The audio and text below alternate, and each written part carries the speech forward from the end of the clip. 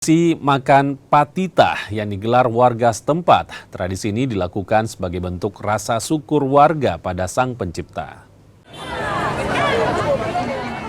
Ribuan warga Ambon, Maluku, tumpah ruah di Jalan Aye Pati. Mereka bersuka cita menyambut acara Makan Patita. Makan Patita atau makan bersama ini digelar pemerintah daerah setempat. Hal ini sebagai bentuk rasa syukur pada Sang Pencipta atas segala karunia yang telah diberikan. Makan patita pun disambut antusias warga. Mereka bisa menikmati ragam makanan tradisional. Ya, ada kebersamaan paling bagus kakak. Oh, lewat momen ini, lain yang lain saya baku kenal semua nih. Toh? Ya, selesai makan. Ambon tetap maju ke depan. Makan gratis ini mungkin jadi momen yang bagus buat ini toh. Untuk acara-acara kayak begini kan jarang-jarang. Boleh tuh memang setiap tahun harus diadakan kayak gini, biar makin bagus.